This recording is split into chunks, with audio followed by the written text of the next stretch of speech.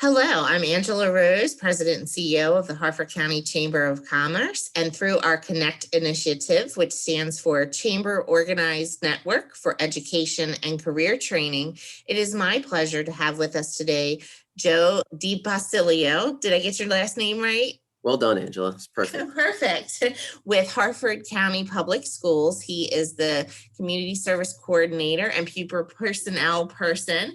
And so his role is wide serving to our students in Harford County, but we're very happy to have him here today to talk about a new initiative that is launching in fall 2021 called the Apprenticeship Program. So thanks, Joe, for being with us today. Can you tell us about this program? Sure, and thanks for having me, Angela. This is something we're really excited about. We're going to be bringing this on board, like you said, in the fall, and it's going to give students a great opportunity while they're in high school to get some hands-on training in various career fields. So have a little presentation here that I've put together, and we can hop right in. Wonderful. So let's start off here with this little clip that kind of is going to show some experiences of individuals who participated in the Apprenticeship Maryland program. I was actually just looking for a job, and this one said for LS Grimm that you only needed like beginner AutoCAD experience, and then I heard it was paid also, which is a big plus. Yeah. Washington County senior Kylie Morgan learned AutoCAD, that's computer-aided design, in school. So in this project, now she eyes a career in engineering. And this is brass. So too, senior Alan Yang. He works at Dixon Valve, the largest manufacturer in Kent County. They supervise what I do, make sure I don't goof up anything, like crash a machine. They show me how things are done, and they show you how each process goes to another process to make the final product. Ricky, that Subaru is for you over there. Right. And at Dynamic Auto in Frederick County. Raise it up and go ahead and get the right rear wheel off of it. Take a look at the brakes and the alternators on the front. Ricky Chantier earns and learns. I want to be a master tech. Morgan, Yang, and Chantier all enjoy the benefits of the Apprenticeship Maryland program. Yeah, when I first started working, I was still in school, and then I would go and further my education at work, so getting hands-on experience at an actual shop. Since graduating Brunswick High, Chantier took the next step, joined the adult registered apprentice program. And talking to Dwayne, you know, he was like, do you want to join this program? It's a great program. He talked to me about it, and I was like, yeah, sure, why not? As a registered apprentice, Chantier qualifies for college money, takes courses at night. My job pays for it all. So this is the layout of a Burger King. As youth apprentices in school, Open up your door. all the students get trained, pick up skills, and get paid. Checking the brakes, make sure everything looks all right. Businesses mentor them every step of the way, hoping to groom and grow employees for the future. In each of our high schools, we have a work-based learning coordinator. So if a kid's interested in one of the positions that open, they contact the coordinator in their building, and they do a simple one-page application, a resume and a cover letter. They get an evaluation from a teacher that's had them in a course, and that's all submitted. Jeremy Brown says the employers register with the state and post the jobs with the schools. Brown and Christine Pearl piloted the program in Frederick County in 2016. They emphasize Apprenticeship Maryland opens the door to businesses well beyond the trades. We have positions in IT, security, media services, marketing. We had one business that was looking to train and get an apprentice in social media. In our first year, we had a young man working with Frederick Memorial Hospital. He is still an employee with them. He's full-time working with them. Apprenticeship Maryland is a great way, particularly now while we have so many workforce shortages, for our local industry folks to partner together with the public school system to really help collaboratively to prepare our students for careers, which ultimately is a win-win for everyone. We taught her the basics. At LS Grimm Consulting, mentor Tom Hoffman coaches engineering candidate Morgan. We got her to start cleaning up backgrounds. She was a big help in PDFing drawings to send them out to clients. Having her do those for me allowed me to work on something else. This symbol is a W2, and the one beside it is going to be a T38. Hoffman found Morgan a quick study with blueprints and plans. Any questions with that? Nope. Nope. It's in a field that I wanted to pursue. So as a first job, instead of just working like retail or something and getting at like customer service skill. I can get like engineering skills and people skills and like cooperation skills all in one area, which is pretty cool. The main thing you're gonna do is clean your drawers out. Yep. Right? Put this in. Close it. Close the door. Machinist Tony Wicks at Dixon Valve trains Yang. Well, I kind of started off with like engineering as being like a broad topic, and then I want to do like, I want to design stuff. It's really interesting. It's really cool. It was logical to me working with the schools to start looking at finding a way to feed potential employees into the system. Dixon's Dan Lassard says he works with the state, the Department of Labor, and through the schools to pipeline employees to the company. To come in and get a really good paying job with a good company with good benefits and then remain in the area.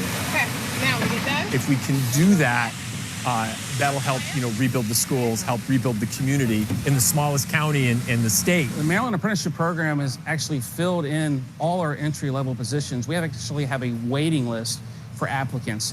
For years, we struggled to find help. Community College of Baltimore County. So I leave work about 4 o'clock and get there from 6 to about 9 o'clock.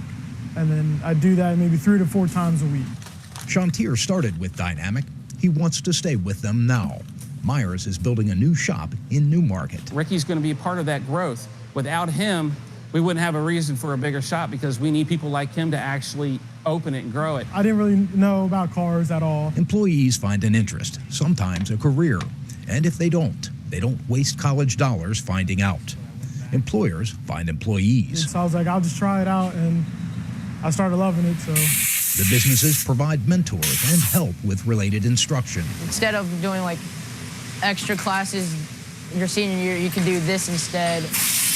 And employers agree to 450 hours of paid work-based training. I thread it in. The program is open to juniors and seniors 16 and older. So we put the jobs out there and we help kids kind of find that place. Great place to be. And then my dad and grandpa work here. So we're all really good. It has like good place to be. Yeah. Your dad's looking over your shoulder. At Dixon Valve, Dynamic Auto, L.S. Grimm, Maryland apprentices join the workforce and decide from there. Don't really know what the future holds yet. Hopefully something in engineering though.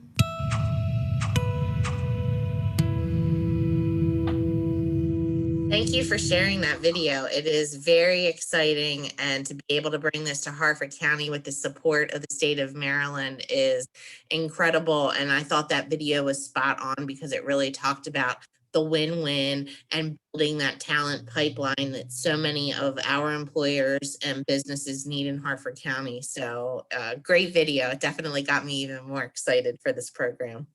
Absolutely. And I think it was one of the employers from that machine shop, Dixon Valve. He said it's logical. And to me, as we work through this, that's the word that keeps coming up.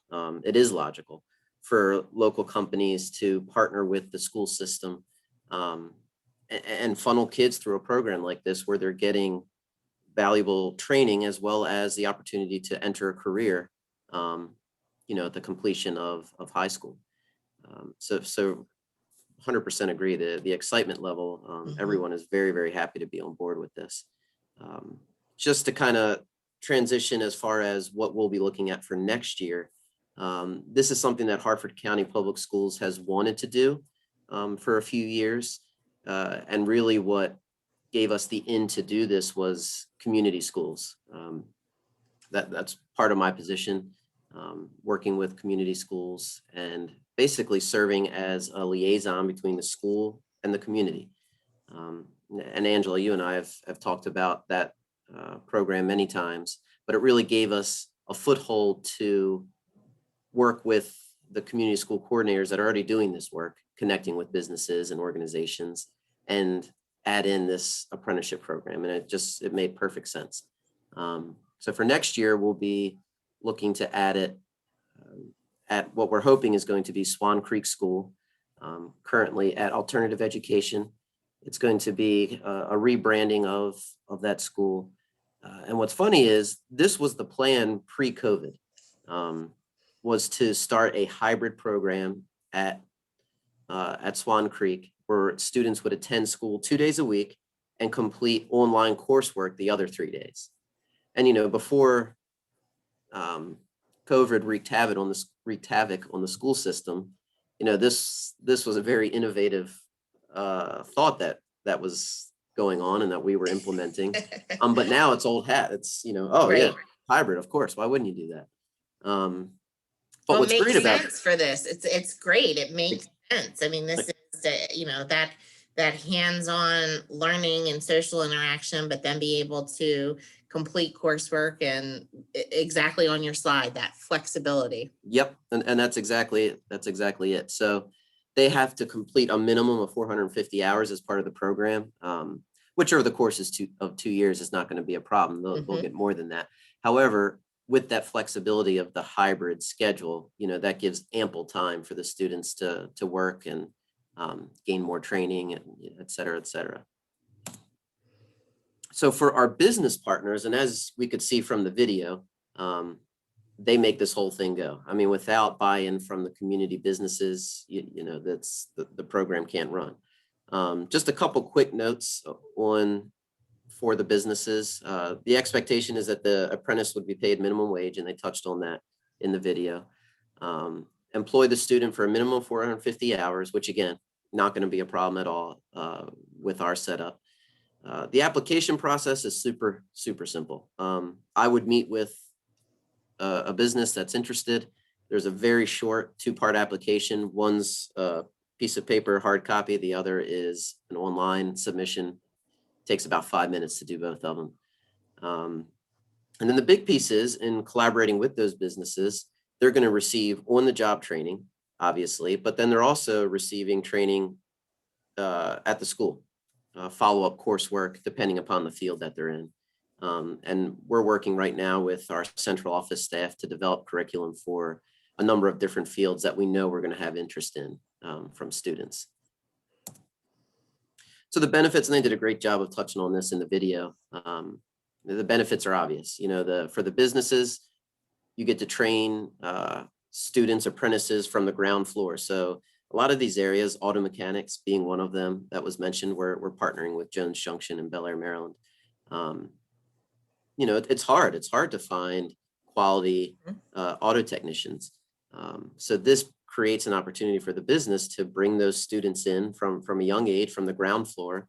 And by the time they graduate high school, there's no reason that there can't be an employee that's ready to join the company. And that's, it's exciting for both parties.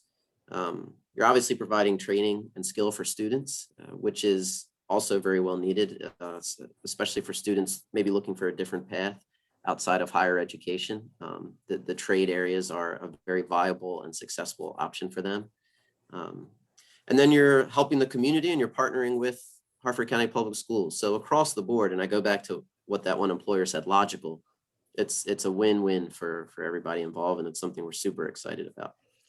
It is absolutely a win-win. And looking at it from that business partner side, some of the conversations that you and I have had, some of the conversations that I've had with businesses, and appreciate the businesses who get it, quote unquote, and understand, they're saying to us, look, I can invest in this apprenticeship program now and have that employee ready to go when they graduate, or I can invest who knows how much money and time trying to find employees later on. And it's that time valuation, and where do you want to invest your time and talent and resources? Do you want to do it where you have right there on that slide, the ground floor, and you're creating that talent pipeline, or do you want to have to try to figure it out after the fact? And this is wonderful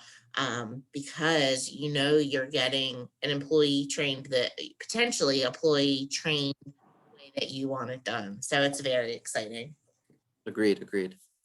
And I think just for moving forward, Angela, I'll kind of defer to you on this for questions from businesses or people who want to reach out. If they want to contact you or reach out to me, we can set up and hopefully get some people on board and get ready for the fall.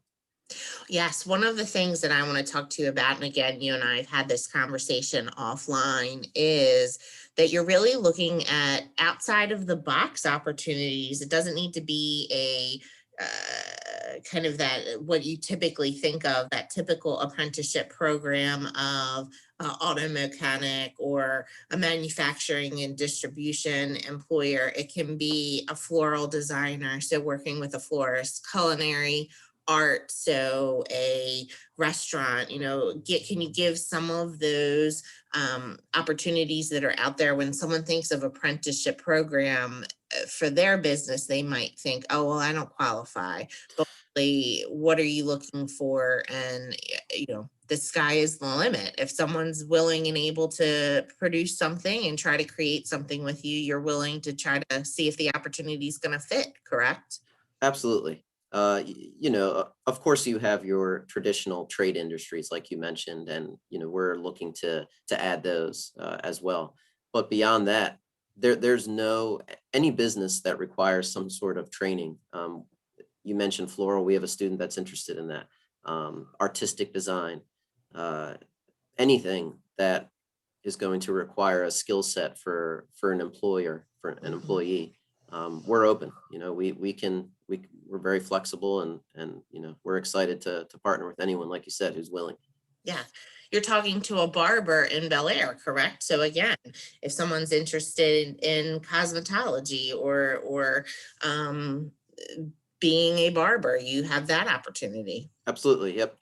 Justin at Old Line Barber, right in downtown Bel Air. He's partnered with us. We have him on board for the fall. So it really is, it's a community effort, and it's one where the more involvement that we have and opportunities that we can give students, ultimately, the more successful the program is going to be.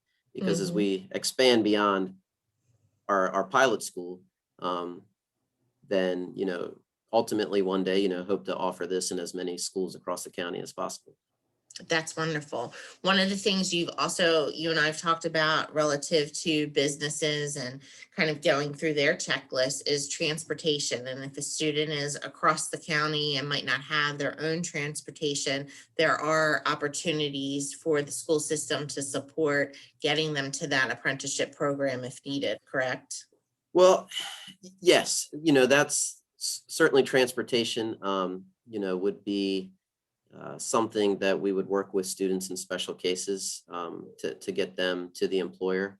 That creates a challenge for anyone, whether they're a school student or someone, who's an adult and out working and, may have transportation issues. But that's another beauty of the community schools, is that it's built into our funding to have the availability and possibility to set them up with transportation. So we certainly don't want that to be a hindrance from someone, benefiting from this really incredible opportunity. That's wonderful. If someone wants to talk with you about a program, what is the best way to contact you? Best way to reach out to me would probably just be my email. And it's joseph.dibasilio@hcps.org. My grandfather used to always say, when people would ask him how you spell it, they say, just like it sounds, DiBasilio. So we can add that in. We'll get that up on the screen so people can see. I'm going to go ahead and put that in the chat right now. So hopefully everyone can see that, and that'll be recorded. There is your joseph.dibasilio@hcps.org. Say that one more time. It's Joseph, JOSEPH.DiBasilio, and you have my last name there. Yep. And that's at hcps.org. O-R-G. Wonderful. Thank you. And what I want to say is, whether you are thinking of being able to implement an apprenticeship program or not, you have homework after watching this video. And that is, if you are thinking of being able to support an apprenticeship program, please reach out to Joe sooner than later. And if you might not be able to support a program yet, or just in general, but know someone that can, please share this video with them. Please share Joe's contact information with them. And the more we can spread about the Maryland Apprenticeship Program in Harford County, the more successful it's going to be across the community. And that's what's really important. As the video said, it is a win-win. So that is your homework. Joe, thank you so much for your time. I really appreciate it. We look forward as the Harford County Chamber of Commerce in supporting you in any way that we can and making sure businesses know about this opportunity. So thank you. Thank you, Angela. Appreciate it. Take care. You too. Bye, everyone. Bye-bye.